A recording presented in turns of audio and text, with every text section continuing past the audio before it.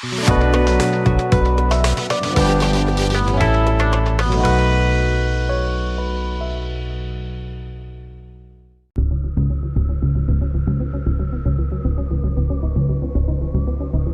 waktu lalu, rekaman CCTV yang merunut perjalanan rombongan Putri Chandrawati dan Brigadir J dari Magelang hingga Jakarta, juga pergerakan Verdi Sambo di rumah dinasnya, tayang di beberapa media.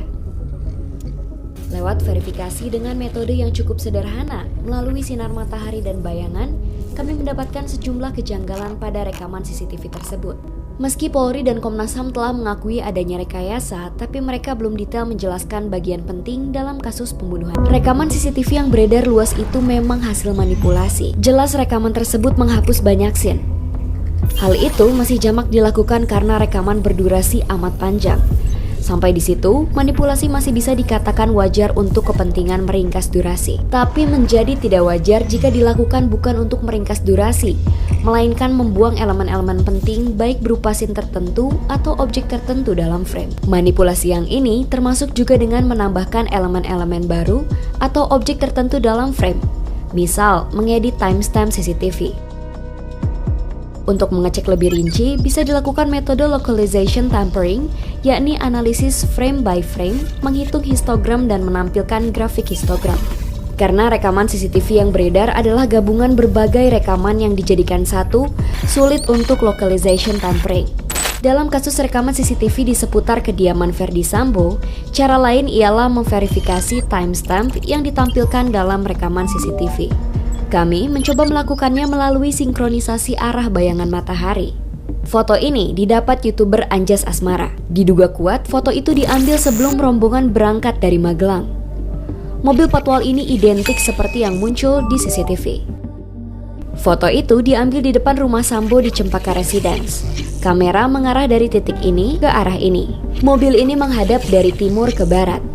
Jika disinkronkan dengan jam matahari, maka foto ini diperkirakan diambil sekitar jam 9.30. Analisis yang sama juga kami lakukan pada CCTV dalam perjalanan di batas kota utara Magelang.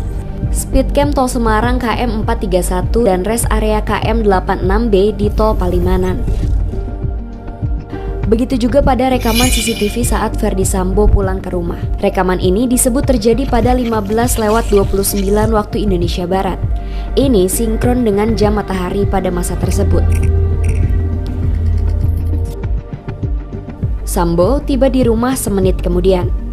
Lalu CCTV berikutnya menggambarkan rombongan dari Magelang datang pada 15:41 waktu Indonesia Barat. Di situ Putri, Yosua, dan Richard Eliezer terlihat turun dari mobil lalu melakukan tes PCR. Jam 15.49 adalah kali terakhir Yosua terlihat di CCTV. Dan kejanggalan itu pun muncul.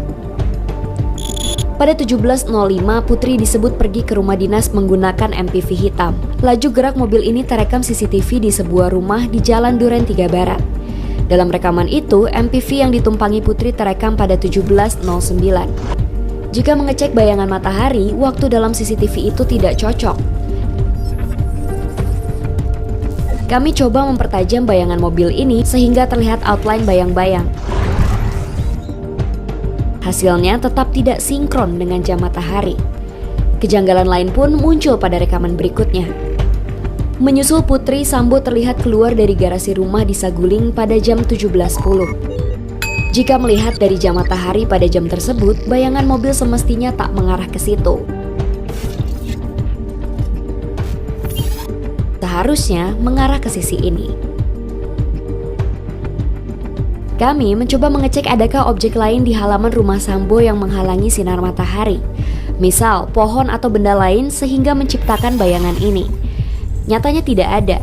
Ini memang bayangan mobil Verdi Sambo. Jika disinkronkan dengan jam matahari, bayangan mobil mengarah ke titik tersebut lebih cocok terjadi dalam rentang jam 11 hingga jam 3 sore, bukan 17:10.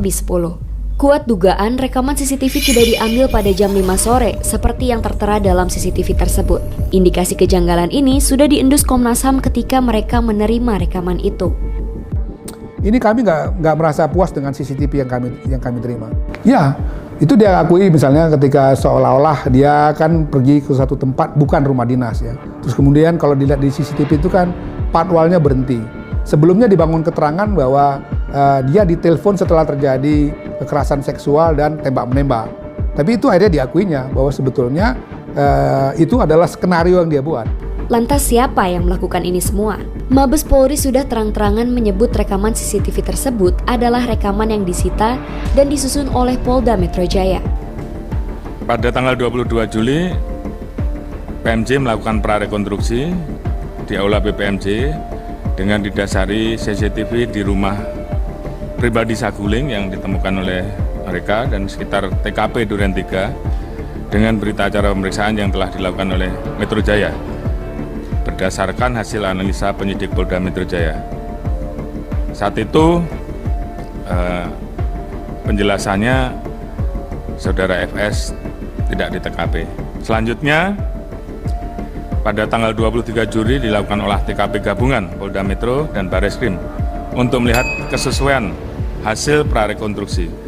Hasil olah TKP ini menunjukkan inkonsistensi keterangan-keterangan dari prarekonstruksi yang dikumpulkan oleh penyidik Polda Metro Jaya. Sebelum beredar, rekaman CCTV sempat diputar Polda Metro Jaya saat mengundang Lembaga Perlindungan Saksi dan Korban atau LPSK. Pertemuan ini terjadi pada 29 Juli di ruang rapat Direktorat Reserse Kriminal Umum Polda Metro Jaya. Yaitu di 29 Juli itu ada rapat perihalnya tentang perlindungan korban kekerasan seksual perempuan dan anak. Rapat itu pada intinya tidak membahas hal umum menyangkut perlindungan terhadap perempuan dan anak menjadi korban kekerasan, tetapi dikhususkan itu membahas Ibu PC. Jadi rapat itu hanya membicarakan soal Ibu PC dan mendorong, si pengundangnya mendorong agar LPSK segera melindungi Ibu PC. Dan diputarkanlah video yang sudah diedit, yang sudah ada backsound-nya, video CCTV perjalanan rombongan Ibu PC. Ketika video itu diputar dengan backsound-nya, kemudian ada yang menjelaskan. Kalau menurut kami tujuannya untuk mempengaruhi terundang, untuk dalam suasana yang sama sebagaimana dibangun oleh naratornya, gitu, yang melakukan presentasi ketika video itu ditayangkan. Salah seorang petinggi Polda yang hadir dalam rapat itu adalah Wadir Krimum AKBP Jerry Siagian. Belakangan, ia ditahan di Makobrimob karena diduga terlibat dalam manipulasi kebenaran kasus pembunuhan Yosua. Apakah perbuatan Jerry Siagian dan yang membantunya ini diketahui atasannya di Polda Metro Jaya? Dalam hal ini tentu saja, sang Kapolda Fadil Imran.